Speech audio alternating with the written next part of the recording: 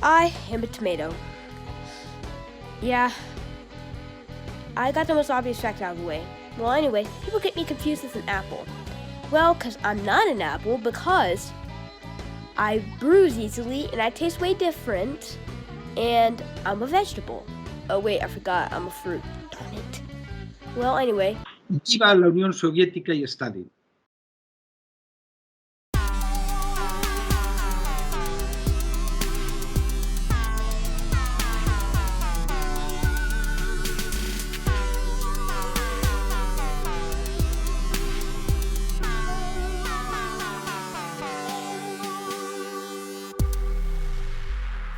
Vale, bueno, buenas tardes a todos y todas, bienvenidos y bienvenidas un día más a los muertos del comunismo, un día más que el resto de víctimas del comunismo me han dejado tirado completamente. Paul y Lucía hoy no van a estar aquí con nosotros, pero pues como os habíamos anunciado por Twitter, tenemos un invitado especial que estará colaborando de tanto en tanto.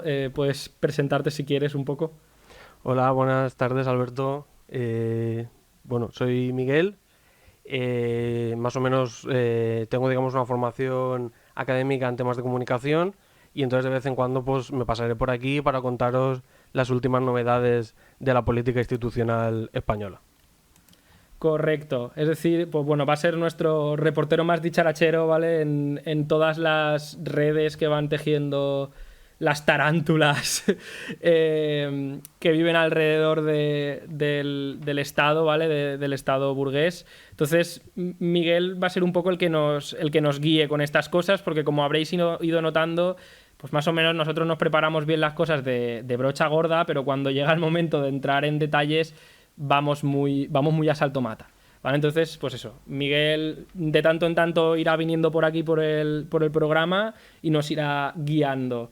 Hoy, bueno, nos va a estar explicando un tema muy tocho, o sea, muy loco cuando lo leéis, y además es curioso porque conozco mucha gente que conoce el tema de oídas, yo mismo, pero que, o sea, yo mismo revisando un poco el tema he aprendido cosas, ¿vale? Entonces, ese tema van a ser un poco las cloacas del Estado en relación a toda la explosión del caso Villarejo. Os pondremos al día ahora más adelante, Miguel nos pondrá al día. Pero primero vamos a empezar por un tema que está siendo noticia y que bueno, principalmente es bastante gracioso, que es el tema del sindicato este de Vox, ¿vale? De Solidaridad. Sí. Entonces, Miguel, di. No, sí, que es que yo ya tengo un sindicato al que afiliarme, gracias claro. a Santiago Abascal. No, efectivamente, o sea, yo mandé mi afiliación esta semana. O sea, bueno, para el que no lo sepa, el sindicato se llama Solidaridad en honor al sindicato anticomunista polaco. Para la gente muy versada en comunismo que nos escuche, pues sí, el gobierno polaco y el sistema polaco contra el que Solidarność protestaba daba bastante asco, contra el que Solidaridad, el sindicato polaco protestaba, daba bastante asco, pero Solidaridad no estaba peleando para que volviera Stalin o para que resucitaran los revolucionarios de la quinta de los años 30, ¿vale? O sea, Solidaridad era anticomunista sin hacer distingo. Entonces, bueno, pues era un sindicato que encapsulaba bien el mindset del trabajador polaco medio, que es pues currar y rezar, ¿vale? Con todo mi cariño a los polacos, pero siendo un poco como es ahora mismo la política del país, que tienes para elegir como 15 sabores de fascismo diferentes en el Parlamento y demás. Y bueno, para quien quiera estar un poquito más enterado de por qué Solidaridad gusta tanto a los fachas, ¿vale? Y el mito este de Solidaridad polaco gusta tanto a los fachas, hay una peli que creo que es anticomunista, que es En el nombre del padre. Es una peli hecha por anticomunistas polacos, pero ¿qué pasa? Que como los anticomunistas polacos son integristas católicos, como no seas el puto califa al-Baghdadi del catolicismo, probablemente no vayas con los buenos. ¿Es la peli que va sobre el IRA? No. Hostia, vale. En el nombre del padre claro, no. Es que hay una que es el nombre del padre y luego el nombre del hijo que va de, si no tengo el malentendido, del IRA. Sí, me he liado yo porque soy un cateto. Y voy a dar el nombre correcto. La película se llama... Esto ya luego que lo corten y arreando. porque no me acuerdo del nombre de la película y no la voy a encontrar. Conspiración para matar a un cura, de Ed Harris. Bueno, nada, me vuelvo al huerto a cultivar tomates. Pero vamos, Es que igual. teniendo en cuenta que la película está hecha en un país que, si yo no tengo mal entendido, su rey es Jesucristo, Sí, efectivamente. no puede defraudar en ningún momento la película. Sí, lo que haremos es recomendaros la película por Twitter y ya está, ¿vale? Estáos atentos al Twitter porque, ya te digo, yo estaba convencidísimo de que era en el nombre del padre y acabo de caer que no, que en el nombre del padre yo no la he visto porque tengo súper poca cultura cinematográfica y es una que me han recomendado sobre Lira. Yo tampoco, pero si la buscáis en YouTube, hay un vídeo de Íñigo Errejón explicando lo que es la hegemonía con esa película. Y no es coña. Hostia. Sí, porque cuando daban los cursos estos de Podemos de verano, se ve que va de una prisión de máxima seguridad de las que se montaba la Thatcher en Irlanda con todo el tema del IRA. Y se ve que es bastante tralla. Sí, sí, sí. Bueno, pues nada, eso. Entonces, en esta película un poco, no quiero hacer spoilers, ¿vale? Pero se ve bastante bien tanto la decadencia y burocratización del régimen prosoviético de Polonia con Jaruzelski y demás, pero también como hay elementos dentro que supuestamente es como el antihéroe o el malo de la peli, pero sinceramente yo iba con el malo, que es como un Madero antirrevisionista que lo que quiere es matar curas. Bueno, y ahora volviendo a Solidaridad en España, ¿vale? El sindicato en España. Si quieres, cuéntanos tú un poco sobre Solidaridad, Miguel, que yo he mirado cosas, pero... Vale, pues a ver, al final esto es una iniciativa que, digamos, un poco se desarrolla en esto que vosotros habéis analizado, yo creo que con bastante buen criterio, de las tres cabezas o de las tres patas que tiene Vox, y yo creo que esto va un poco por el rollo este más obrerista que tiene Santiago Abascal, si es que se puede llamar de alguna manera.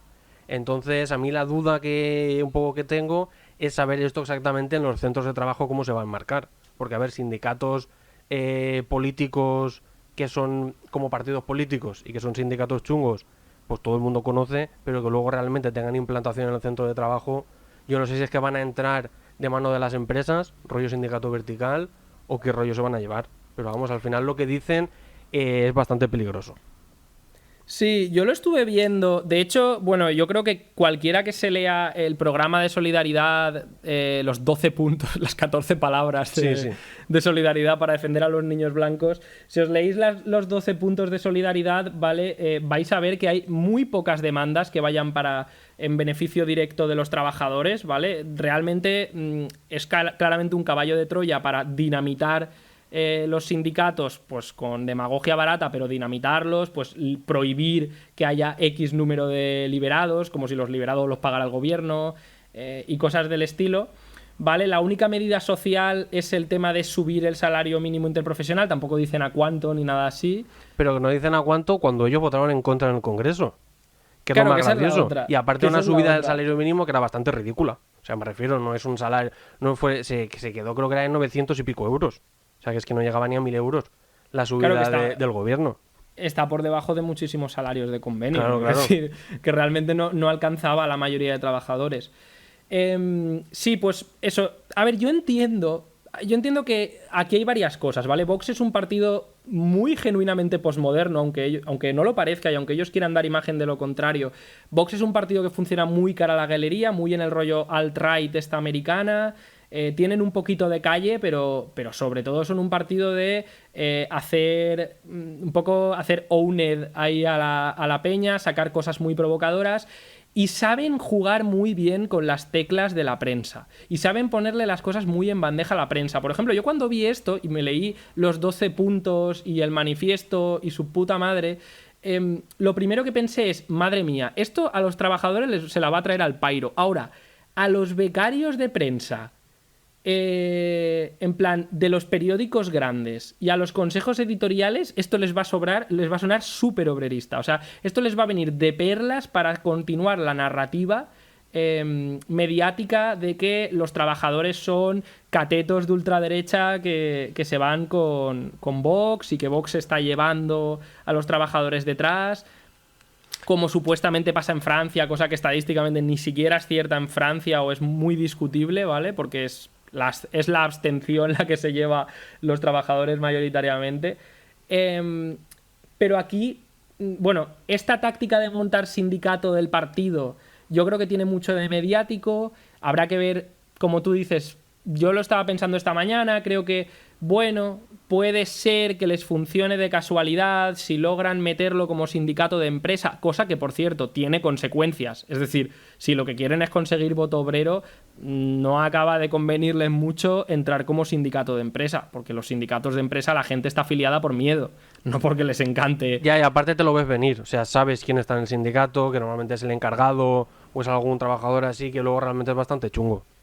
Claro. O sea, entonces, yo creo que sí que puede llegar puntualmente en empresas donde todavía no haya un sindicato de empresa, donde todavía no esté la típica asociación de trabajadores y que el empresario sea facha, que las hay. Es decir, muchas empresas proveedoras de las multinacionales que son público objetivo de Vox o monopolios españoles que no tienen demasiados altos vuelos internacionalmente, pues sí que son muy cercanos a Vox. Ahora, si quieres, nos cuentas un poco más de esto, que tú lo tienes muy investigado, ¿no? Pero sí que hay simpatías, sí que me puedo imaginar a estas empresas convirtiendo Solidaridad en el sindicato oficial de la empresa, ¿no? El patrocinado para los encargados y un poco los de recursos humanos.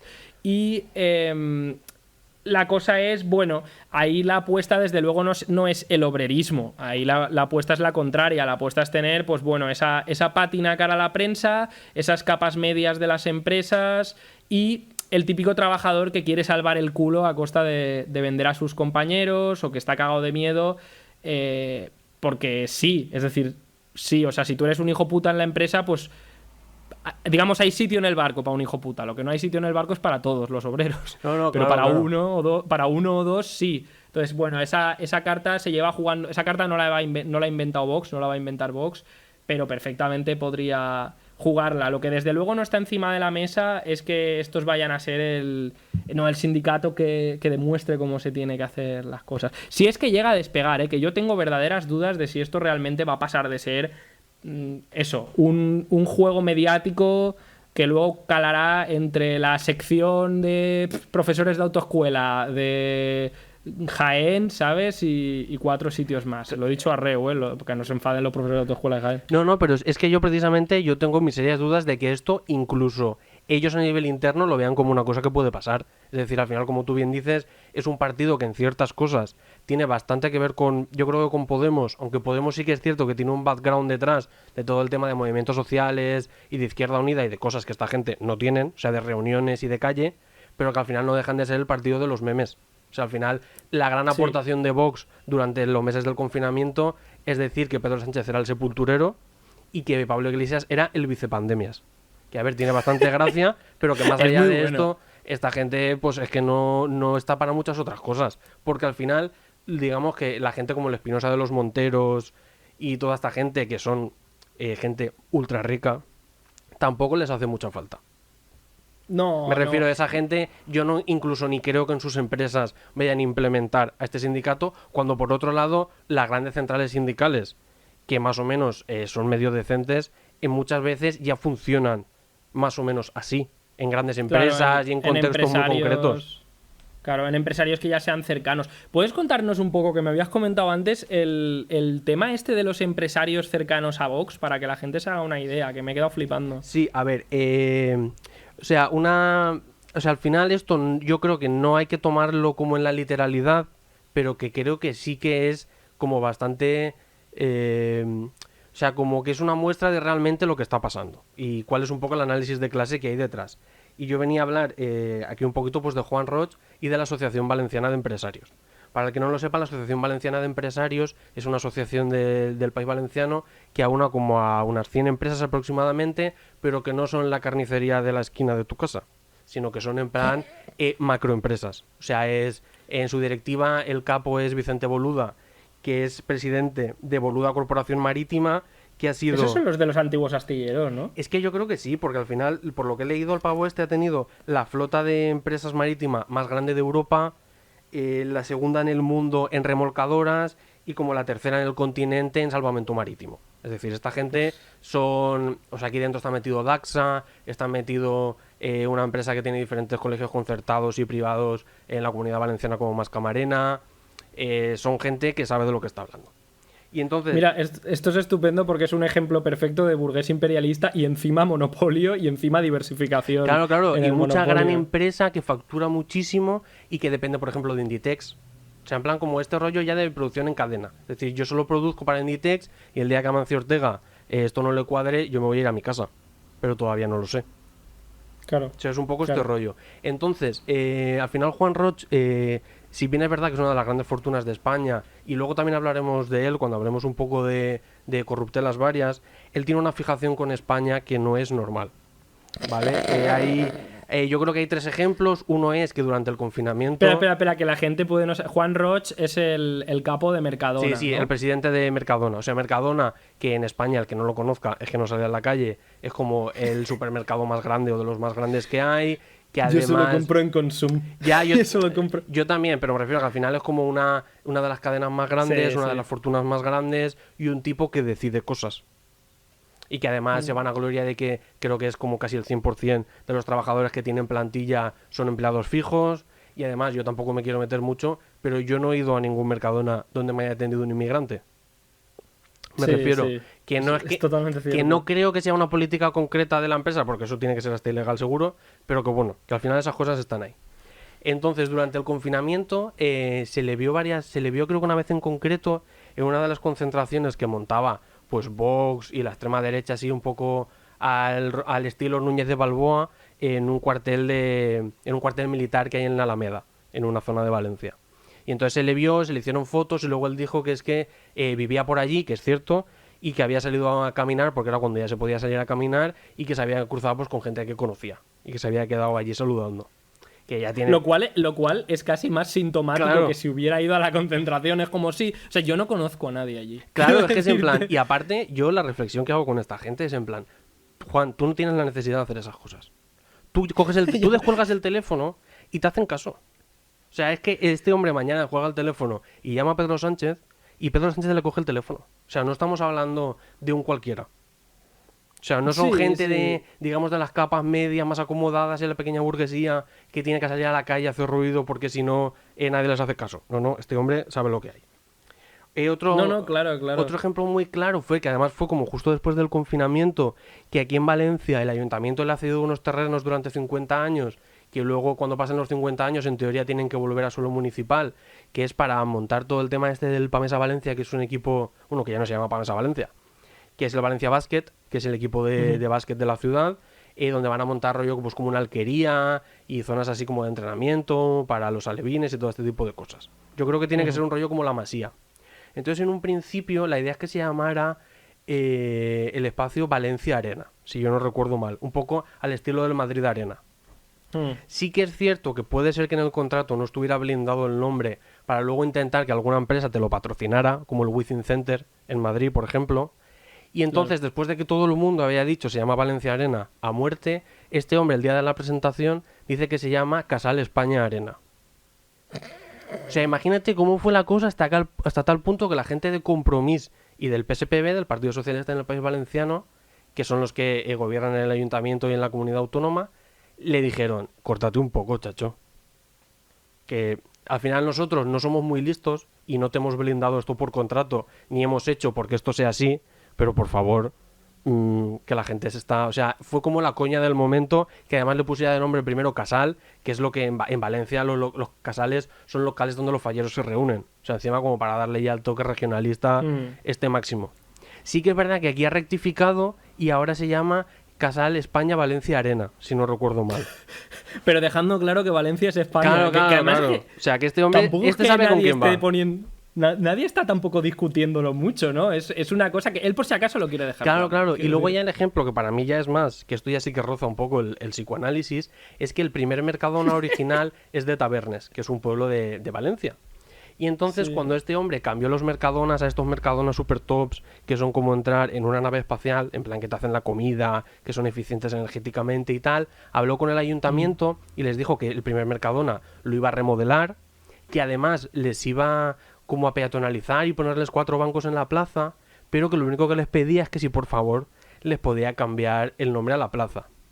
Entonces el nombre antiguo, por lo que sé, era la Plaza del Mercado, y que nadie se sorprenda cuando luego el nombre que se quedó fue el de Plaza de España.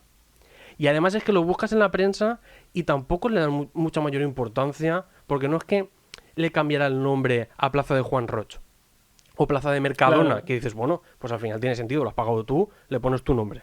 No, él sacrifica su fortuna y su fama por el bien de Por España. España. Claro. Por España. Entonces, con esto, al final lo que sí que se comenta es que Juan Roch y toda la gente está de la Asociación Valenciana de Empresarios, a nivel autonómico, por ejemplo, han votado al PSPB, es decir, al Partido Socialista en el País Valenciano, porque verdaderamente hay una sintonía total entre el Consell y todas las ideas de esta gente, es decir, esta gente descuelga el teléfono y dice quiero tal terreno, y les dan tal terreno, quiero tal cosa, y no hay mayor problema. De hecho, hay un plan ahora que quería sacar Compromís para regular todo el tema este de los macrocentros comerciales, que Mercadona y Consum han dicho que ellos no lo van a firmar, porque ya afectaría a locales que ellos tienen abiertos, y lo más seguro es que el PSPB lo bloquee en el Consell. Que es una cosa Claro. que ha salido estos días.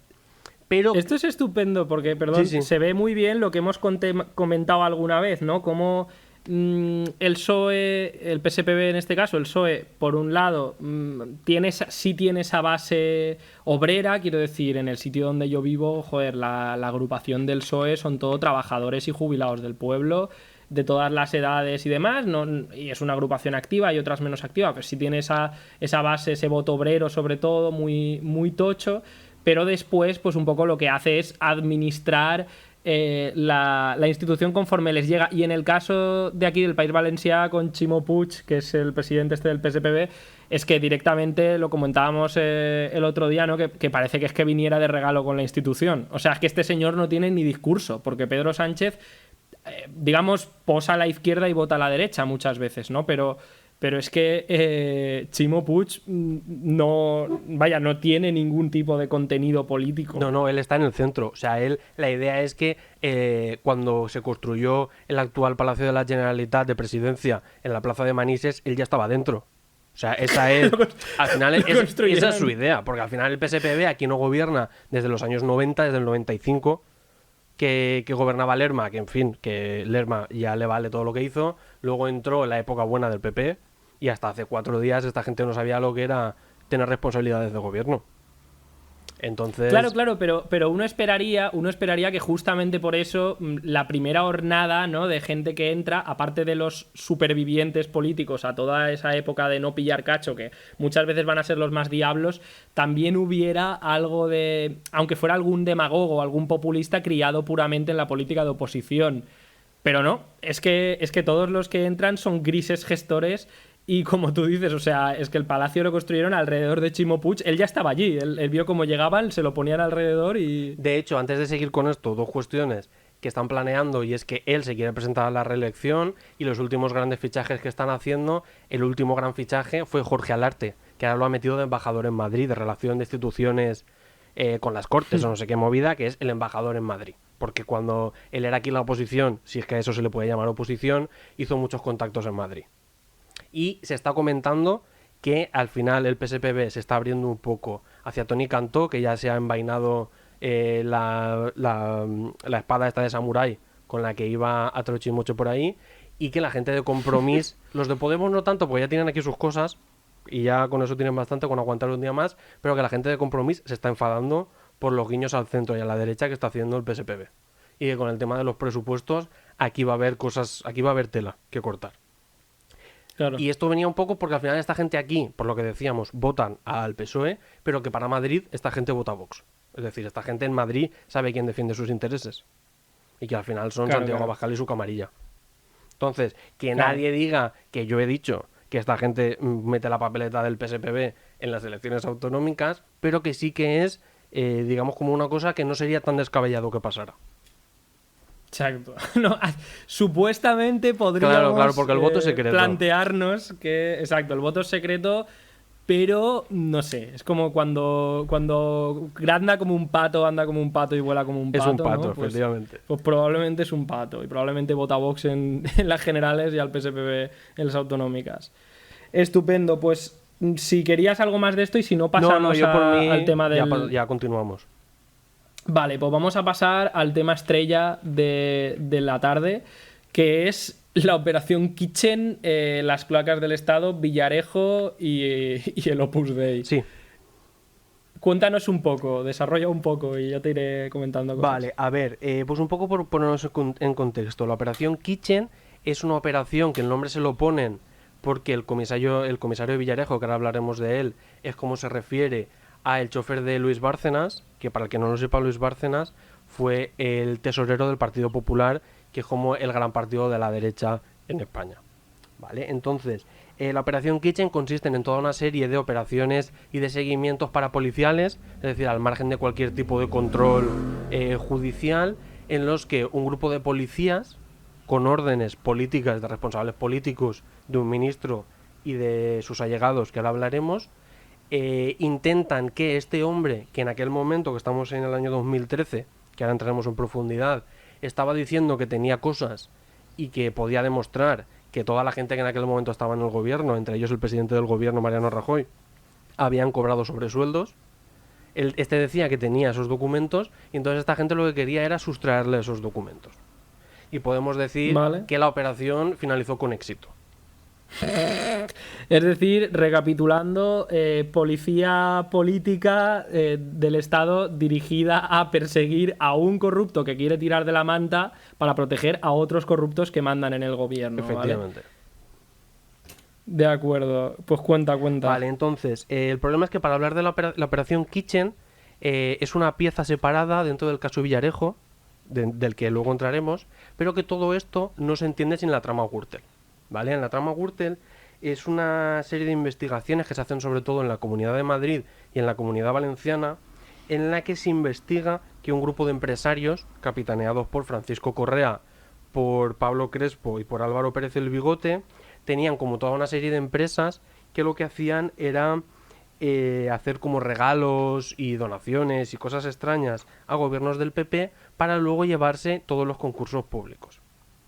Entonces, a raíz un poco de toda esta operación, que digamos, el cabecilla de la trama es Francisco Correa, el Bigote sería el encargado aquí en Valencia de hacer todas las cosas, que todo el que sea valenciano y esté medio puesto en estos temas lo conocerá, y Pablo Crespo, sí, el Bigotes, que era gallego. El Bigotes yo animo a buscarlo en Google Imágenes porque... Quiero decir, el nombre que le han puesto hace honor a las pintas que lleva, ¿vale? Sí, no, o sea, de verdad que además es un personaje porque además salió en la televisión autonómica aquí en Canal Nou haciendo un poco el payaso, o sea, me refiero, es como toda esta gente que si Berlanga te lo hubiera sacado en una película, hubieras dicho que menudo cachondeo tenía este hombre. ¿Vale? Sí. Entonces, toda esta gente se dedicaba a esto, para que os hagáis una idea, en las empresas de toda esta gente llegó un momento que el 90% de su facturación dependían de administraciones donde el PP gobernaba. ¿Vale? O sea, montaban todos los actos de las campañas electorales, todos los viajes y todo este tipo de chiringuitos.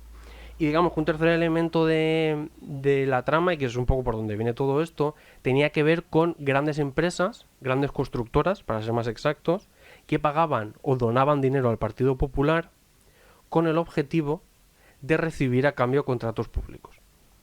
Es decir, esta gente compraba el trabajo, para hacernos una idea. Entonces, claro, el problema es que esto a nivel legal se ve que es bastante complejo de decir que cuando tú haces una donación tiene un objetivo finalista y luego demostrar que es que tú diste aquí tanto dinero y luego resulta que te dieron la construcción de un ambulatorio en no sé qué pueblo de mierda de Madrid o de Valencia, esto se ve que es bastante complicado. Pero vamos, un poco, todo esto pasa por estas tres personas y también pasa por, la dirección del Partido Popular. Y más concretamente por los tesoreros. Que el tesorero que está como más años moviendo el bacalao es Álvaro Lapuerta, que luego cuando lo imputaron le vino una demencia sobrevenida y entonces lo desimputaron y no tiene responsabilidad jurídica, porque no sabe ni cómo se llama, según él. Qué conveniente, ¿no? Y el que al final acabó pringando fue Luis Bárcenas, al que esta gente llamaba Luis el Cabrón. Entonces, a raíz de aparecer que Luis el Cabrón manejaba todas estas cosas y que además esta gente decía que él se llevaba dinero de esas comisiones y que por lo tanto se lucraba, este hombre se enfadó. Entonces este hombre se enfadó y resulta que este hombre tenía, los conocidos como papeles de Bárcenas, que son toda una serie de documentación de financiación del PP que se publicó en el diario El País. Esos papeles este hombre los tenía en su casa, ¿vale? Porque los había escrito él. Entonces este hombre, cuando todo esto se destapa, digamos como que el PP lo tira y luego le paga un finiquito en diferido y luego le revientan los ordenadores y se lo rayan 25 veces y se lo revientan con martillos y le hacen muchas cosas. Entonces este hombre va a ver a un amigo suyo que por entonces era un abogado que le había puesto el PP. Que este hombre se llama Jorge Trías. Entonces cuando Bárcenas va con todos los papeles y le da toda la documentación, este lo que hace es que se lo fotocopia todo. De hecho, este es el que filtra al diario El País los papeles de Bárcenas. Y los filtra porque el PP nunca le pagó la minuta que él pasó a Génova con la defensa de Bárcenas, porque quiso ser ministro de Justicia y Rajoy ni se lo planteó, y porque luego habló con Soraya Sáez de Santa María para que lo hiciera defensor del pueblo y le dijeron que no cabía más gente. Entonces, hostia, Nano, encima de mafiosos agarrados, la madre que los parió. Claro, entonces al final lo que se dice es que si se hubieran estirado un poquito más, igual esos papeles nunca se hubieran publicado.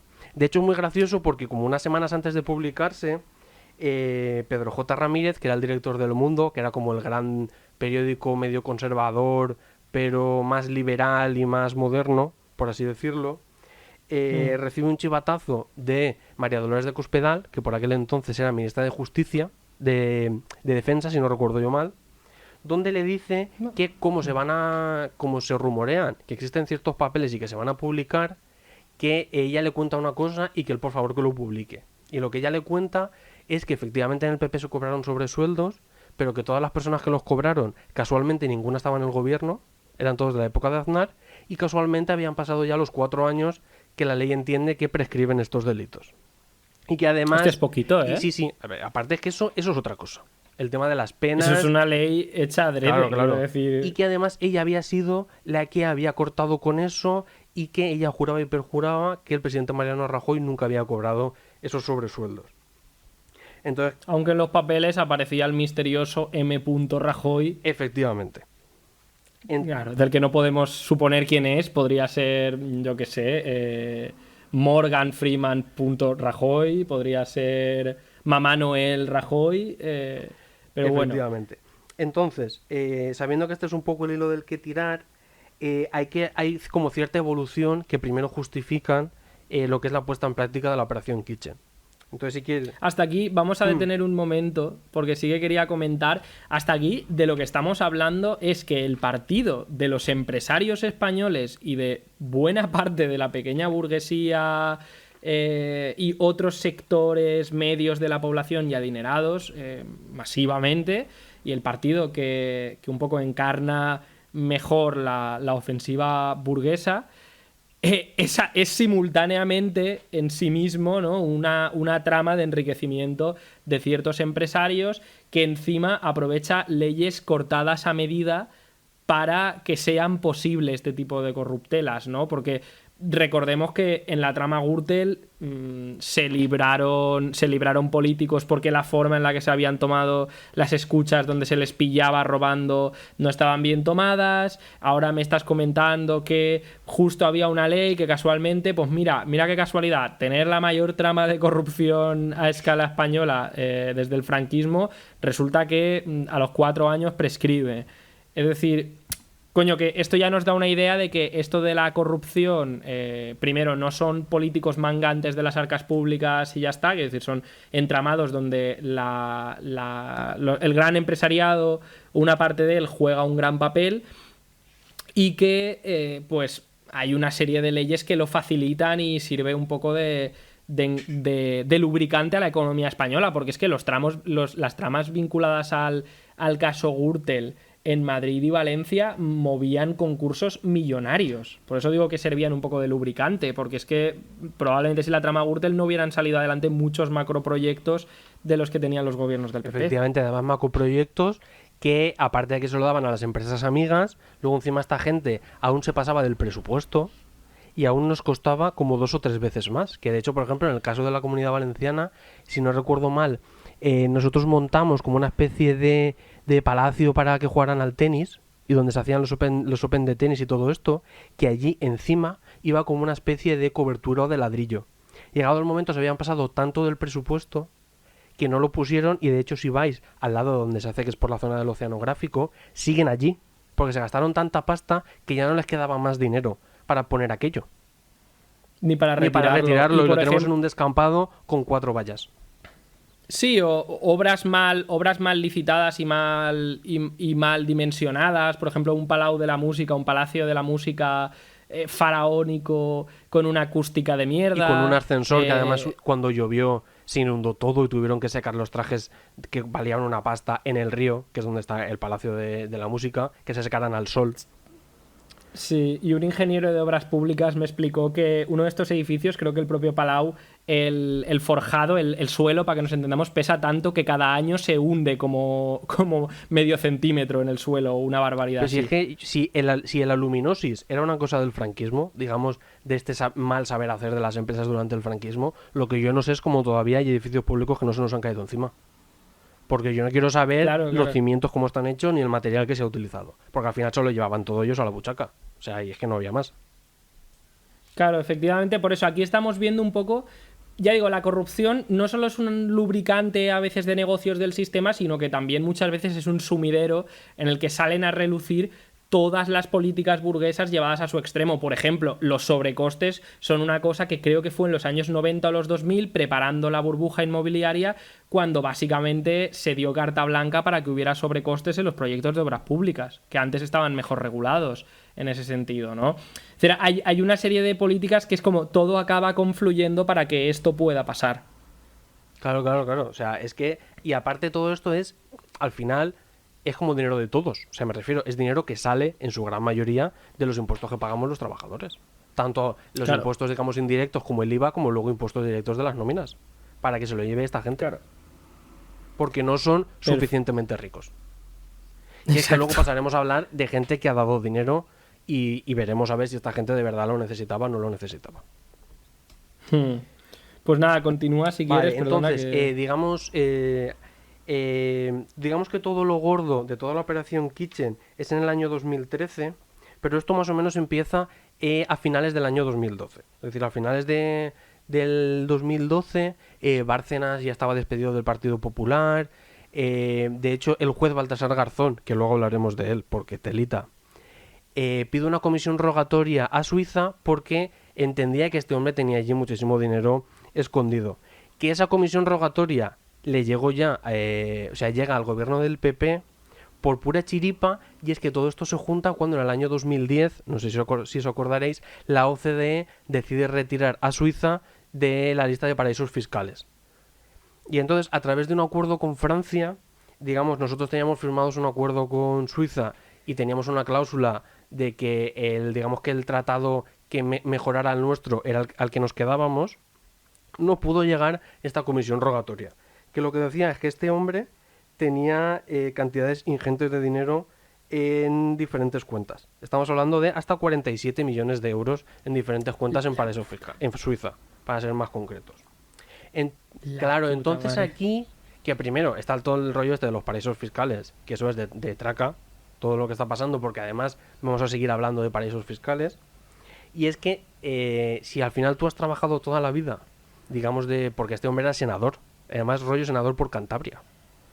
Que senador de por sí ya es un cementerio político, o es que te paguen por tocarte los huevos. Pero senador por Cantabria, o sea, si ya congresista ya diputado por Cantabria es poca cosa, o sea, senador por Cantabria debe ser ir a comer sobaos pasiegos. A mí es que me quiere sonar que Revilla, cuando todo esto estalló, dijo: este hombre era senador por aquí y yo lo conocí cuando lo vi en la tele la primera vez. O sea, un rollo de estos. En plan, eres senador por no sé dónde porque hay que cerrar las listas y tú eres del partido y eres amigo y entonces te sacamos del no sé dónde en la lista que vayas a salir. O sea, estas cosas de política burguesa, de que, digamos, se pierde como todo el espíritu este de representación y de que el político sea alguien cercano. Sí, básicamente. De hecho, el Senado, o sea, sí, vale para tocar los cojones, por lo que yo he visto, para retrasar un poco la aprobación de las leyes. Sí, eso le gusta mucho al PP, cuando tiene mayoría absoluta en el Senado, pero no en el Congreso. Que luego lo único que hace filibusterismo, sí, es que retrasa, creo que son como 2 o 3 meses las leyes. Sí, sí. Sí, que en un momento de cambio de gobierno, por ejemplo, sí que puede llegar a tumbar una ley in extremis o situaciones así, porque ya se lo pongas complicado al gobierno. A ver si cae algo, ¿no? Pero sí, es básicamente, el Senado es sobre todo una agencia de colocación de políticos de segunda, para hacer favores, quiero decir. Es este entramado político burgués que, pues que sí, que existe básicamente para que exista esta capa acomodada o rica directamente de políticos que se mueven en los pasillos del sistema. Efectivamente. Entonces, digamos que un poco después de esto, justo en enero de 2013, o sea, como un par de meses después de que el gobierno de España le diga a la Audiencia Nacional que según Suiza este hombre tiene una cantidad ingente de millones, se publican los papeles de Bárcenas. Y entonces la gente se empieza a poner nerviosa, especialmente la gente del PP. Unos meses después, a este hombre la Audiencia Nacional lo mete en la cárcel porque al final tiene una fortuna que no hace más que aflorar más millones cada día y no puede explicar muy bien de dónde ha sacado ese dinero. Además no es el titular de las cuentas porque utiliza testaferros, pero es la persona que puede gestionar el dinero y entonces hacer las transferencias. Claro. O sea, ya un entramado de cosas como muy, muy peligrosas. Sí, que hay muchos millones y no se los ha ganado de trabajar en la viña. Efectivamente. Luego No. lo meten en la cárcel y el PP le manda a un abogado que le dice si hablas tu mujer acaba en la cárcel. Es el momento en que se publican los famosos SMS de Rajoy diciendo Luis sé fuerte, que luego una semana después el presidente del gobierno miente y dice que no se acordaba de cuándo había hablado con él y resulta que sí que lo sabía. Hasta cierto punto me puedo creer que Rajoy no se acordara de haber hablado con él, pero... O nos convenció a todos de que era bastante tonto, porque tonto tampoco es, pero porque es registrador de la propiedad. Y aparte Pero- como de los pero primeros sí de la que- promoción. Me refiero que no Sí, se ha sí, quedado pero en un árbol. Ya, no, desde luego, pero como sí que tenía este aire distraído, como de personaje de dibujos Es animados... que, Bueno, es que siendo uno de continúa. los peores presidentes que ha tenido este país en materia social y laboral, ha sido una persona con la que yo me iría a tomarme un café. O sea, es que es increíble Sí, todo este sí. hombre. Unas pastas. Total, que lo meten en la cárcel, lo hice fuerte, y entonces le empiezan a preguntar, y entonces le dicen, pero usted todo este dinero, ¿de dónde lo ha sacado? Y entonces, sin aportar ni un solo papel, se va a la Audiencia Nacional a contar que es que era muy buen inversor, que era muy buen intermediario, que se había hecho rico porque había invertido en madera para hacer barricas que había vendido a Estados Unidos, en limones deshidratados, cojones. en soja en Argentina, con unas gafas de importación. Se empieza a contar toda una serie de películas que al juez todavía lo hace reafirmarse más de que este hombre no sabe de dónde ha sacado el dinero que tiene. Y entonces, un mes después de todo esto, el ambiente estaba bastante calentito porque todos tenían miedo de que tirara de la manta y que empezara a contar, porque él al principio siempre negó que los papeles de Bárcenas fueran suyos. De hecho, le hicieron una prueba caligráfica y forzó la escritura para que no le saliera bien, pero los peritos le dijeron, tío, yo me dedico a esto, escribe bien. Es que es truco de niño Claro, de primaria claro, que cuando sí, lo han en plan, pillado, tío. ¿eh? ¿De dónde has sacado este dinero? Pues me lo dieron por la calle un señor. ¿Y qué pinta tenía? Pues era extranjero y... Es muy heavy, o sea, el grado de claro, pilladísimo, no se lo esperaría nada y no se esperaría nada que probablemente... O sea, él se sentiría en la cima del mundo y de repente se da cuenta de que la mafia lo deja Pero aparte en tirado. la cima del mundo, porque verdaderamente, tanto Álvaro Lapuerta como el tesorero que venía de antes, que era un tesorero que venía de cuando el PP era Alianza Popular, como luego... Sí, de la noche del Claro, franquismo. como luego Pablo Crespo, que fue secretario de organización en Galicia en los años 90, que es en plan, tío, la operación Nécora es en el año 90. Él entró en el 95 a trabajar en un banco en Villa García de Arosa. Y a poco que te hayas leído Fariña de Nacho Carretero, que yo es un libro que recomiendo, sabes lo que se movían los bancos gallegos y más en Villa García de Arosa, en los años 90 y antes. Claro. En- Eso si acaso otro día nos cuentas también Sí, en sí, porque detalle, eso la si verdad te es que es has muy leído el tema. interesante. Porque además hoy también vamos a hablar del narco, de manera así un poco de pasada. Entonces este hombre dice que sí, que lo de las donaciones, que todos los partidos se han saltado la ley, pero que era muy típico que llegara un gran empresario de la zona y te dijera tanto para la campaña electoral, y te lo daba en mano. Y que bueno, y que al final ellos sabían que eso no era legal, pero que bueno, que era dinero para el partido y que iba a funcionar, y que tampoco pasaba nada. Entonces, con todo este contexto de este hombre que va a tirar de la manta, porque lo tiene bastante negro, el ministro del Interior, Jorge Fernández Díaz, que es un hombre del que, si quieres, hablamos ya de su perfil, porque la verdad es que... Sí, sí, por es- favor. Este señor es espectacular. Yo no lo sabía esto cuando lo he Sí, sí, o sea, buscado. yo sabía que era muy ultra religioso. O sea, lo del Opus no lo sabía. O sea, al final, el Jorge Fernández Díaz fue ministro del Interior durante el gobierno de Rajoy, hasta que cuando hace aquel cambio de gobierno después de las elecciones, si no recuerdo mal, lo manda a su casa porque ya estaba muy desgastado y mete a Zoido, que era alcalde de Sevilla, que también era ultra facha. pero se ve que un poco bastante menos católico. Entonces Fernández Díaz es una persona que desde siempre, o casi desde siempre, desde que se convirtió al catolicismo ferviente en un viaje a Las Vegas, según cuenta él mismo. Sí, textualmente lo que dice es: aquello cambió no solo mi vida, sino también mi posicionamiento y mi actuación políticos. Y tiene una frase que me ha parecido... sí. He sentido de manera muy especial en propia carne esa frase de San Pablo que dice: donde abundó el pecado, sobreabundó la gracia. Es decir, donde abundó el pecado, en Las Vegas y en mí, sobreabundó la gracia de Dios. Claro, el problema es que este hombre, que es una persona que además es miembro del Opus Dei, o sea, que me refiero que esto es una cosa que es pública y que él lo cuenta, y que es una persona de misa diaria y comunión diaria, es decir, no es el típico que dice que es católico y que es muy de derechas, no, este hombre se lo cree, este hombre va a misa. Este hombre ha dicho que tenía un ángel de la guarda que se llamaba, creo que Marcelo, que lo ayudaba a aparcar el coche.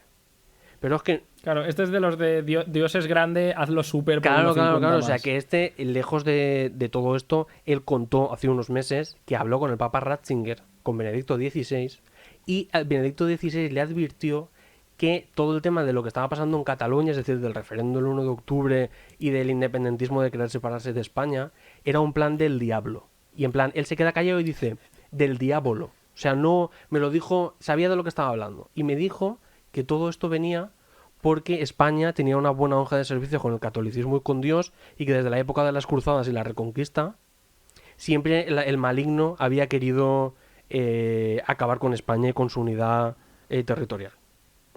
La frase que él cita del Papa supuestamente es: el diablo ataca más a los mejores, y por eso ataca especialmente a España. Y que le da una clase de teología de la historia, o no sé qué movida, que yo eso no sé eso lo que es, donde le explica exactamente por qué Carles Puigdemont quería la independencia de Cataluña.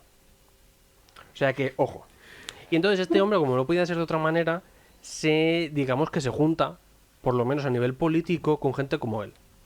Entonces, su número 2, el secretario de Estado de Seguridad, que es como una especie de viceministro de Interior, era Francisco Martínez, que ahora algunos lo conoceréis porque hasta hace unas horas era el único imputado, el único político imputado en la trama de la Operación Kitchen.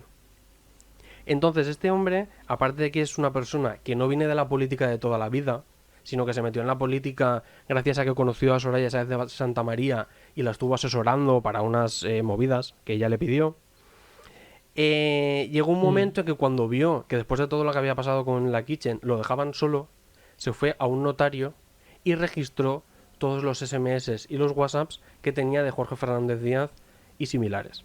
Que eso es todo lo que ha hecho que imputen, entre otras cosas, a Jorge Fernández Díaz, ¿no? Que de esto, de hecho, también hablaremos un poco de estos mensajes.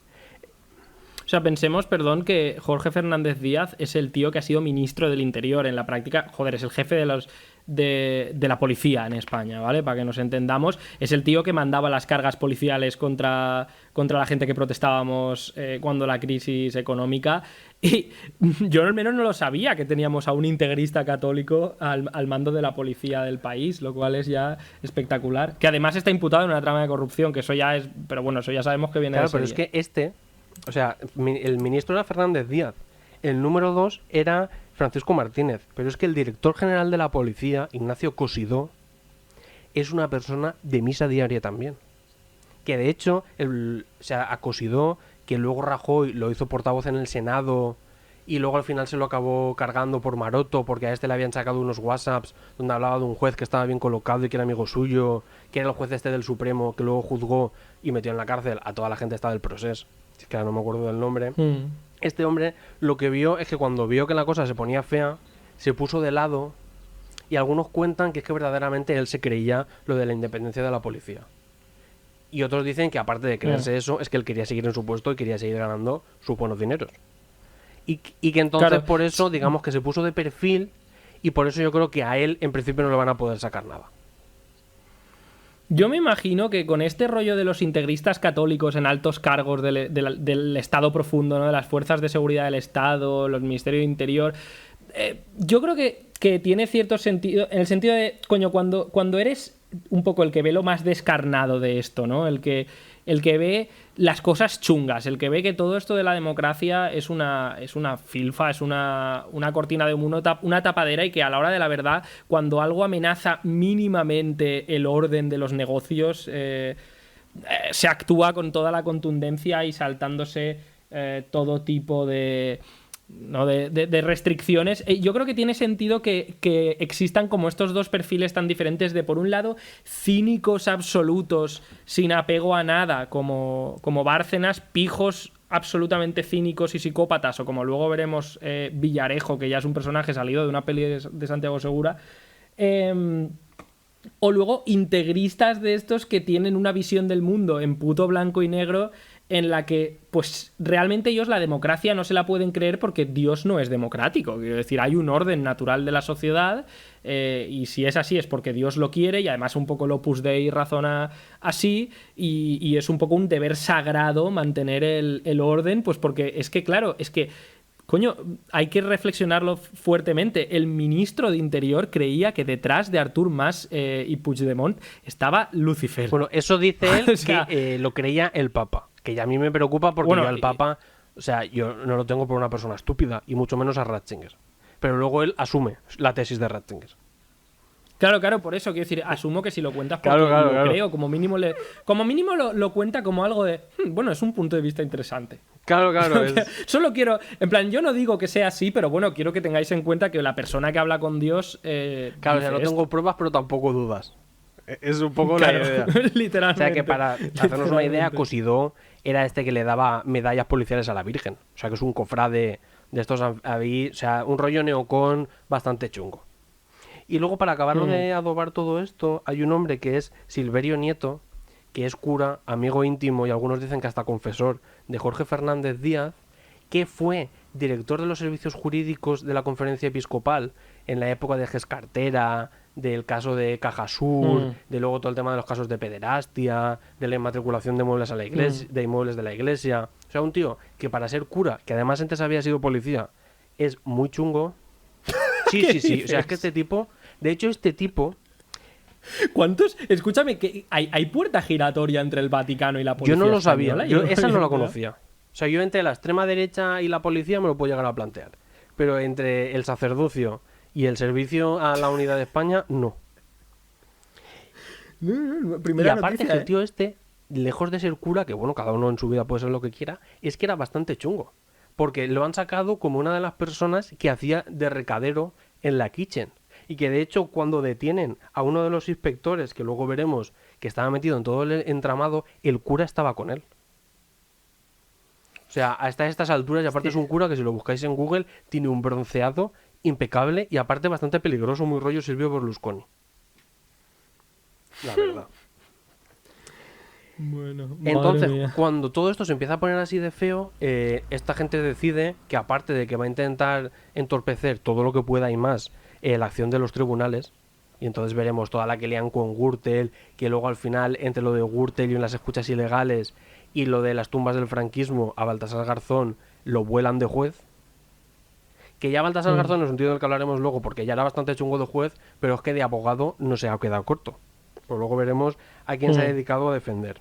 Entonces, la idea de todo esto es que con Bárcenas en la cárcel necesitaban a alguien que les pudiera sacar toda la información y hacer seguimientos y digamos que encargarse un poco de ser el espía dentro de la familia Bárcenas. Entonces, para eso dan con Sergio Ríos, que es el chofer de la familia Bárcenas, que yo no lo sabía. Resulta que este hombre, cuando Bárcenas lo meten en la cárcel y le congelan todas las cuentas, deja de cobrar.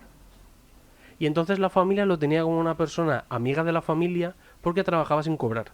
Lo que no sabía es que estuvo cobrando durante 2 años a razón de 2.000 euros al mes de fondos reservados por espiar y extraer documentación de la familia Bárcenas.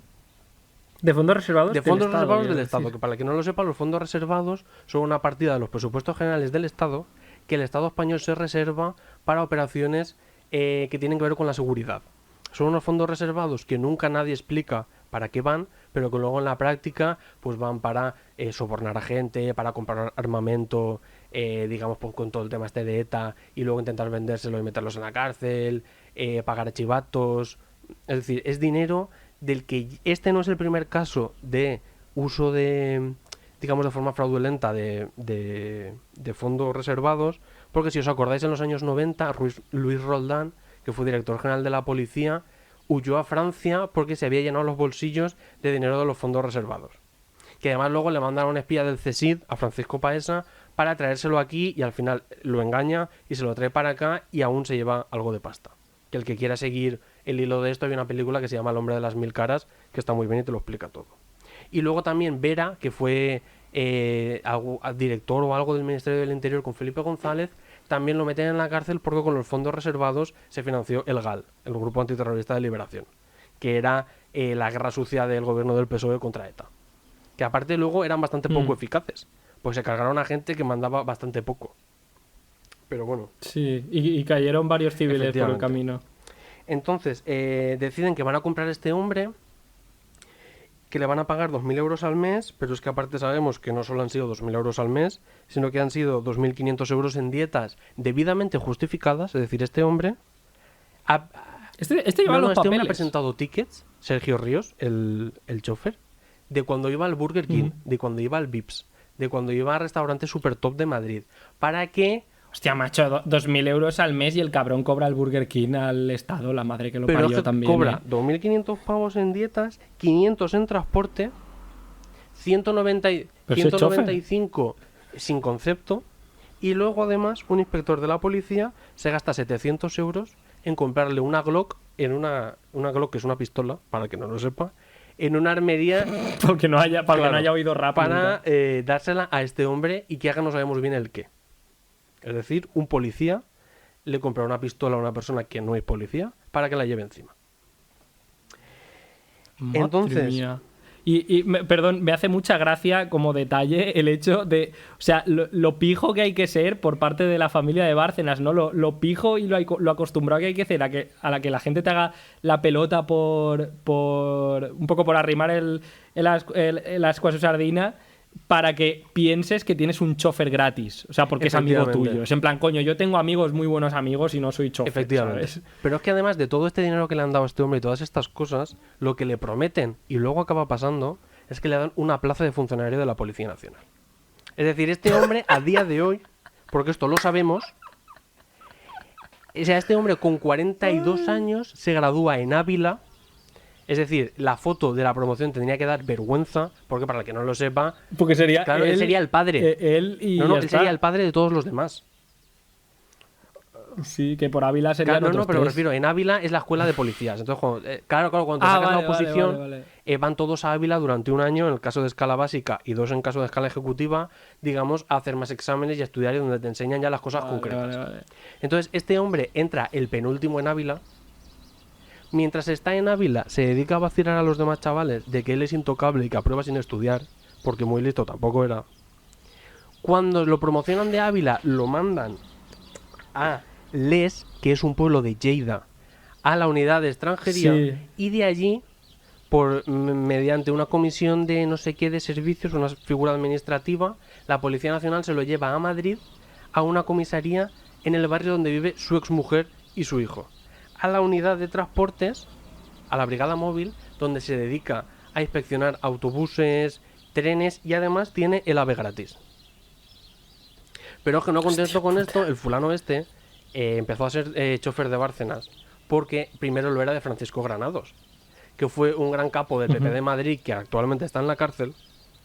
Y este hombre, antes de ser chofer de Granados, digamos que fue militar.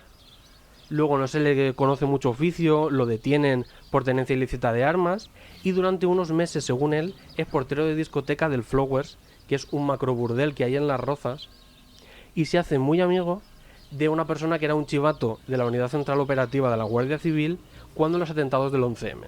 Porque se ve que la gente del 11M algunas de las cosas las habló en el macropostíbulo este. O sea, un poco como hay un hilo rojo de gente chunga haciendo cosas chungas. Madre mía, Y este hombre lleva una pistola a día de hoy. Sí, que está en la comisaría esta de la Brigada Móvil de Madrid, de no sé qué barrio. O sea, este Que este mañana, este se entera que hemos grabado esto. y nos busca y nos pega 7 tiros. O nos detiene y nos dice que es que hemos hecho no sé qué. O sea, que es que el problema es que... Y Sí, aparte sí, que sí, tampoco sí. muy listo tampoco era, porque cuando vas por ahí vacilando a los chavales que te están regalando la plaza de funcionario, coño, cállate, léete 2 libros y por lo menos escurre el bulto, loco. Claro, claro. Bueno, este aparecerá muerto como los Sí, de yo la creo que sí, Gürtel porque y ya aparte está. luego han dicho que claro, que a ver quién le dio la plaza de funcionario, Marlaska dice que hasta que no lo condenen no lo puede tirar, y en fin, pues... Que luego también esto demuestra hasta qué punto hay muy pocos controles, y muy poco control efectivo sobre la policía. Es decir, porque tienes policías Sí, haciendo cosas sí. muy chungas y luego cuando los pillas, hasta que no hay sentencia firme dentro de 4 o 5 años, no los puedes tirar. Y como mucho, en el mejor de los casos, te pueden hacer fotocopias. Y luego Claro, los o sea, indultan. en el mejor de los que casos es para lo- los ciudadanos, Quiero decir, no para ellos. claro. Claro, Entonces, claro, a este hombre el que lo ficha es Andrés Gómez Gordo, que es un ex policía y jefe de seguridad de María Dolores de Cospedal. Que esta es un poco la unión de por lo que se estaba comentando estas semanas, de que lo más seguro es que a Cospedal también la vayan a imputar. Porque ella, que en aquel momento era secretaria general del PP, si no me falla la memoria, estaba también detrás de todo esto. Entonces, el fulano era inspector jefe de la UDEF, de la Unión de Delincuencia Económica y Fiscal, es decir, de Anticorrupción, de la Policía Nacional. El- Luego se lo deja y se pide una excedencia para irse con Cospedal. Luego vuelve, luego ficha al tipo este. Luego, después de que se descubriera todo el pastel, promociona a comisario. Y hasta hace 4 días estaba en Seguridad Ciudadana en Alicante, siendo el comisario. O sea, el responsable de las patrullas de Seguridad Ciudadana de Alicante. Vale, eso me explica. Ahora me explico muchas cosas sobre Claro la que es en policía de plan, Alicante. por favor. Sí, porque aparte el comisario principal que tenía en Alicante era como un tipo también como muy chungo y que también las liaba muy fuertes y no lo querían ni los propios policías. Sí, la policía y la policía en Alicante tiene varios de estos casos actuando para detener masivamente a gente que protesta, listas negras que no se sabe muy bien de dónde salen y cosas muy chungas, pero sí, sí. Esto de los comisarios, además, por favor, recordad en todo momento que no hay tantos comisarios en España. Yo, según he buscado, hay un total de 150 comisarios en España, en plan el escalafón no, más porque- alto. Que me han Porque parecido... aparte, comisario es que eres comisario de algo. O sea, no es que eres comisario y bueno, sino me refiero que es como eres el máximo responsable de una unidad concreta, de un territorio o de un servicio. Claro, claro. Es que esto también va a ser importante si da tiempo hoy, si no otro día, porque con esto está quedando súper guapo. Con el tema de Villarejo, que también he leído que tenía varios, o sea, bastantes informantes comisarios, y dices, hostia, que no hay tantos, tío, que llega un momento que es en Sí, plan sí, no, ahora- un tercio de los comisarios, a lo mejor, ¿sabes?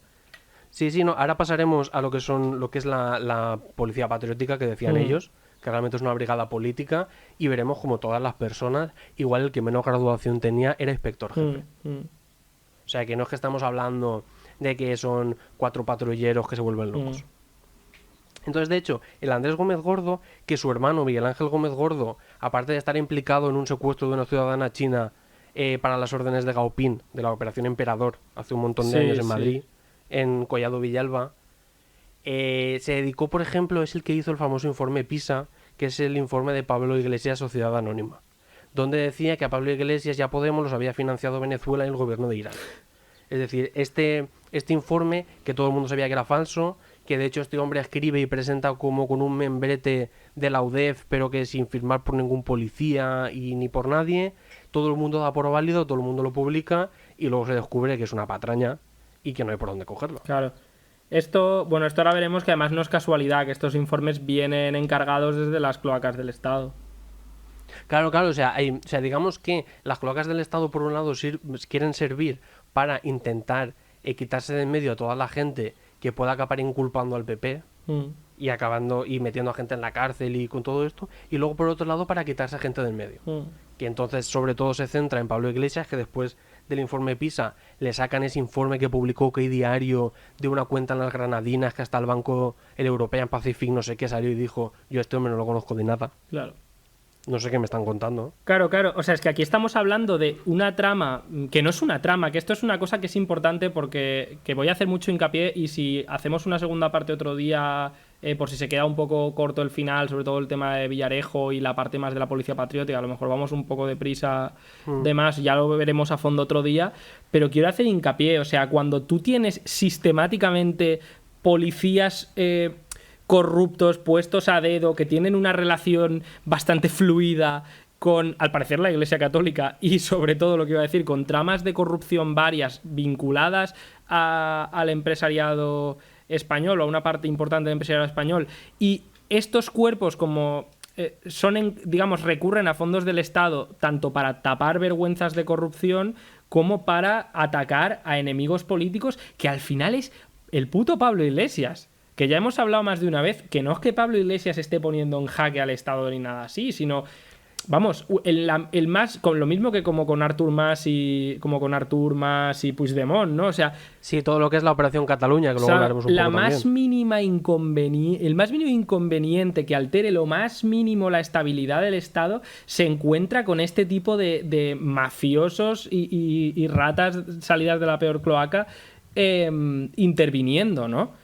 O sea, cuando aparte es que solo había que dejarlos hacer. Sí, eso es verdad, porque Pablo Iglesias tiene capacidad de sobra por sí solo para autodestruirse. Claro, para hundirse. Claro. Es en plan, es que solo tenías que No dejarlos necesita hacer. ayuda. Y esperarte un par de años. Sí, que tampoco... Sí, de hecho, hasta cierto punto, el hecho de que al final haya salido a la luz, que lo han investigado y demás, hasta le da un halo de credibilidad que probablemente, si no lo hubieran hecho, no tendría. Pero no, o sea, quiero decir, podemos imaginarnos lo que harían y lo que habrán hecho seguramente ante movimientos un poco más radicales, mínimamente más desde la calle y mínimamente más desestabilizadores. Yo solo miraría todo el problema que ha habido con ETA y con la izquierda abertzale en Euskadi. Es decir, esa gente sabe lo que son las cloacas del Estado. Claro. De hecho, luego cuando hablemos de Villarejo hablaremos un poco de esto, de esa relación que hay con Euskadi, con el final del franquismo y con la político-social y con todas estas cosas. Vale, pues continuamos, Bueno, sí. Sí, entonces, todo esto, la excusa que esta gente, porque claro, esta gente, aparte de tener como esta trama, utilizan policías normales y corrientes que les venden que lo que están haciendo es investigar a ver la fortuna de Bárcenas de dónde sale y si pueden encontrar más dinero. Entonces utilizan a gente del área especial de seguimiento, que son gente que pertenece a la unidad central de apoyo operativo que dirige un policía de la trama, y que están enmarcados en toda la Comisaría General de Información, que se encargan sobre todo de terrorismo. Es decir, hemos tenido a gente, además como rollo como a 70 policías, investigando día y noche a Bárcenas, pensando ellos que lo estaban haciendo, digamos, por mandato judicial, y luego se han dado cuenta de que no. De que era parte de gente que quería Entonces, borrar los rastros de la trama. Claro.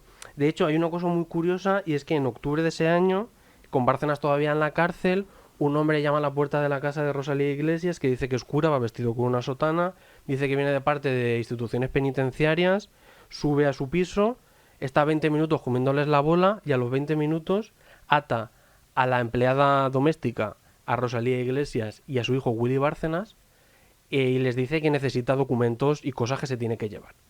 Llegado un momento, el hijo de Luis Bárcenas, Willy Ese es el de Bárcenas, Taburete, cantante ¿no? de Taburete, sí, le mete un cabezazo brutal a este señor, consiguen reducirlo y llamar a la policía y lo Hostia, detienen. Chad. El señor, Chad, el claro, hijo de Bárcenas, tío.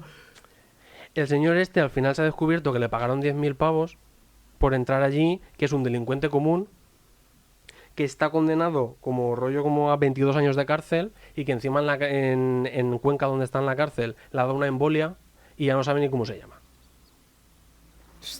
Y qué casualidad que justo esa tarde ¿Le ha dado una embolia? el chofer Sergio Ríos, sí, le ha dado una embolia y ya dice que su padre es el rey. Madre mía. Y entonces, aunque quiera tirar de la manta, no puede porque no sabe nada. Y qué casualidad que justo Sergio Ríos, el chivato que hoy es Policía Nacional, había salido a ver a su mujer un rato. Es decir, para que veáis un poco esta gente que no se andaba con historias. Sí, me estoy acojonando de hacer este Entonces- episodio, o sea... No, de verdad que sí. Todo esto acaba en que verdaderamente Sergio Ríos consigue hacerse con un disco duro donde en teoría Bárcenas tenía unas grabaciones de Rajoy y toda la cúpula del PP, como pues hablando de dinero o de cosas muy turbias, y digamos que en este sentido tiene éxito la operación. Además, llegado un momento, hay cierto acuerdo, aunque esto no se conoce, pero digamos que se sospecha, entre Bárcenas y el PP. Él se retira de la acusación de los ordenadores estos borrados, que habían borrado y reborrado y reventado, donde él decía que había información sensible. Luego, al final, a última hora, hay como un cambio de juez y el PP sale indemne de, digamos, de esta acusación, que es cuando estaba, digamos, acusado. Y entonces es como que la cosa se pone un poco más o menos mejor, y digamos que sería entonces cuando un poco acaba todo el rollo este de la Operación Kitchen. Entonces, ¿quién estaba capitaneando esta trama? A nivel político, ya lo hemos dicho, el ministro Fernández Díaz, Francisco Martínez, Ignacio Cosidó, Y Dios. un poco de perfil, y Dios, sobre todo. Y luego, a nivel policial, se junta, digamos, una camarilla de policías, que es lo que son la policía patriótica que llamaban ellos, que es la brigada política, en torno al director adjunto operativo, que es, digamos, el máximo responsable uniformado de la Policía Nacional, que era Eugenio Pino. Su jefe de gabinete era Fuentes Gago, también estaba metido en la trama, que era inspector jefe. Luego estaba Marcelino Martín Blas, que era comisario de Asuntos Internos de la Policía. José Santiago Aparicio, que era un jefe de la Comisaría General de Policía. El comisario Villarejo. Claro, García Castaño, apodado El Gordo, que era comisario de la Unidad Central de Apoyo Operativo. José Luis Olivas, que era director del CITCO, que es de contraterrorismo. Pero es que me ha hecho gracia lo de apodado El Gordo, la trama sí. body positive. Sí. Miguel Ángel Gómez Gordo, el hermano del que hizo lo del informe PISA y captó al chivato, y Bonifacio Díaz, que es pues otro policía así tal. Entonces digamos que había como 3 grupos dentro de esta policía patriótica. Por un lado estaba el de Bonifacio Díaz, Gómez Gordo y Fuentes Gago. Luego estaba el del comisario Villarejo y digamos luego estaban como todos los demás, cada uno haciendo sus cosas. Entonces, aquí si quieres ya nos podemos meter un poco más en harina en todo lo que es el rollo de Villarejo. Vale, sí, rápidamente, porque vamos a tener que cortar en aproximadamente 15-20 minutos. Y si quieres otro día, lo que haremos es tratar muy en detalle esto. Porque en Vale. total, con todo lo que nos has contado de corrupción y demás, hostia, ya se queda jugoso el episodio. Y si quieres, cuenta un poco por encima para dejar así un poco la miel en los labios a quien lo esté escuchando, y haremos otro episodio otro día más centrándonos en toda la trama de la policía política y demás. Vale. Entonces, digamos que toda esta gente que luego al final ha resultado que de 7 que eran, 5 se han jubilado porque eran unos abuelos y 2 los han puesto a hacer fotocopias, y además los que se han jubilado con honores, con medallas y con la pensión completa. O sea, no os penséis que es que aquí nadie ha ido a dar explicaciones, aunque sí que están imputados, pero al final de aquí a que los condenen igual ya ni entran en la cárcel. Entonces digamos que toda esta gente es el artífice, por ejemplo, de la Operación Cataluña, que es cuando se dedican a investigar y reinvestigar lo del 3%, lo de si los Pujol cobraban dinero o no tenían, si lo tenían en Andorra, si lo tenían en Suiza. Es decir, en definitiva, cuando... toda una trama dirigida a intentar dinamitar a los dirigentes del nacionalismo catalán. Claro. De hecho, le filtran al mundo que Xavier Trias, que por aquel entonces creo que era alcalde, Sí, era de el alcalde de Barcelona, Barcelona, que tenía una cuenta en Suiza. Trias le dice que no la tenía. Luego esta gente publica el número de cuenta. Trias se pone en contacto con el banco y el banco le confirma que efectivamente él no tenía cuenta allí, y entonces Trias como que los denuncia. Y luego, años después, con todo el tema de los Panama Papers, resulta que Trias no las tenía en Suiza, pero las tenía en Panamá. Tenía sociedades offshore. O sea, por eso tampoco al final aquí tampoco hay ni buenos ni malos. Claro, sí. Hay gente más o menos corrupta. Claro. Entonces, vale. Y por hablar un poco del tema de Villarejo. Villarejo es un policía que entra como policía en el año 73. Es decir, en el franquismo. Sí, en los últimos años del franquismo, en la Brigada Político-Social, que es lo que en aquel entonces se conocía como la policía secreta. Sí, que es como un poco la Que- Gestapo de Franco. Sí, o sea, eran como policías de información, más o menos, que se infiltraban pues en comisiones obreras, en el Partido Comunista, digamos, en todo aquello que sonara que era medio disidente con el régimen, se infiltraban y lo dinamitaban. Es decir, de hecho en aquella época era bastante común que, por ejemplo, en las universidades fueran a clase haciéndose pasar por estudiantes.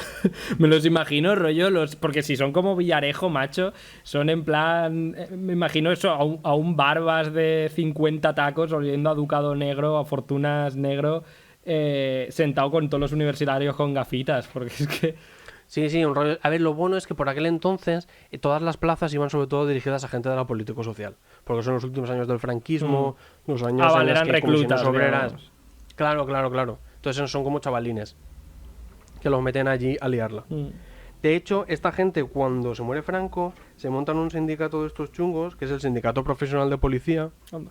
que a día de hoy todavía existe, Sí. que lo que ellos vendían como un sindicato de policías progresistas eran todo gente de Fuerza Nueva y de la Brigada Político Sí, Social. Fuerza Nueva era un partido Que- fascista de estos Claro. del tardofranquismo.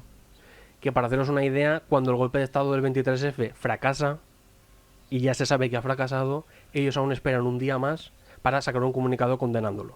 No, en plan, pues si bueno, tenían suerte Por si- y podían volver a hacer lo que hacían antes. Claro. Hostia, pero el tema este de que salieron muchas plazas de la Brigada Político-Social, o sea, entonces me estás diciendo que hay bastantes comisarios españoles o cargos medios y altos españoles que probablemente sean de la Político-Social, sean de la policía política de Franco. Sí, o sea, de hecho, digamos como que el gran drama de la policía española es que una vez se muere Franco, toda la gente de la político-social, que eran gente especializada en torturas, chivateos, infiltraciones y todo esto, pasa a formar parte de la lucha antiterrorista contra ETA. De hecho, mucha de esta gente, como Billy el Niño y como toda esta camarilla de gente Melitón que eran, Manzanas y toda esta... Sí, que eran como ultrafachas y super chungos, pasan a las unidades de inteligencia, de información, de contraterrorismo, porque eran muy buenos en lo que hacían. Que de hecho esto tiene bastante que ver una parte con todo el tema de los GAL. Claro.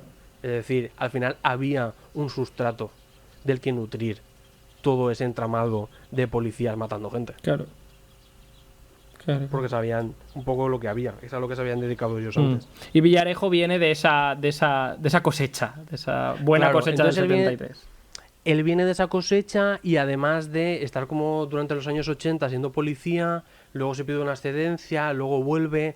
Es decir, él al final nunca se sabía cuándo actuaba en nombre, digamos, de la policía española y del Estado español y cuándo actuaba según sus intereses, porque al final a lo que se ha dedicado es a tener un montón de empresas, a facturar millones y millones de euros y a tener como grandes fortunas por ahí. Que tampoco se sabe muy bien si salen de chantajes, si salen de espionajes o de todo esto. Porque luego sí que veremos, si no será hoy, será en el próximo capítulo, cuáles serán sus tarifas por hacer sus trabajitos. Eso lo de vemos inteligencia. igual que, bueno, algunas de las cosas que ha hecho que son de película. O sea, que yo me he quedado a cuadros al leerlas. Yo si quieres te puedo contar una que es muy graciosa, ya un poco por ir acabando, Sí. luego si quieres ya en otro momento desarrollaremos más cosas, Sí. que es la que tiene que ver con Ignacio López Madrid. Vale, cuenta. López Madrid es una persona que es amigo íntimo desde la infancia del rey Felipe VI. ¿No era Javier López Madrid? Eso, Javier López Sí. Madrid. Javier López Madrid. Que además era súper amigo también de Leticia, que de hecho cuando lo meten en lo de las tarjetas Black de Caja Madrid, Leticia le manda un mensaje que le dice con Pillogi, pasa de todo el mundo a los demás Mert, en plan como encima elitista y encima amiga de gente chunga. Sí. Y bueno, y este señor, el López Madrid, es un empresario importante, pero además es el hijo o el yerno. Sí, el yerno, ¿no? el de yerno uno- de Villar Mir, que es el presidente de OHL, o era presidente de OHL, que es como de las grandes constructoras más tochas de España y que además fue ministro, creo que durante la transición. Si no recuerdo mal. Entonces este hombre, que ya venía condenado de las tarjetas Black y que muy centrado no estaba, se obsesionó con una dermatóloga de un hospital privado de Madrid. Entonces se obsesionó muchísimo, le hacía seguimientos, la acosaba, la violentaba, le decía cosas como que le iba a mandar gente, que si luego llegado el momento ya denunciaba que él tenía amigos en la policía. Y entonces al final lo que acabó pasando es que aparte de que ella cuenta que en diferentes viajes había gente que la seguía, como por ejemplo que fue a París, y que había gente que ella dice que es del CNI, que la siguió, López Madrid lo que hace es mandarle a Villarejo para que la apuñale y la amenace de muerte. Y de hecho cuando la apuñala le dice López Madrid dice que te calles la boca ya o que no hables más. Hostia puta. Y que López Madrid le decía, Javier me dice que el policía Pepe Villarejo es experto en ponerles un sitio a las putas locas como yo. Madre O mía. la respuesta que iba a tener en los juzgados sería que era una loca o una puta.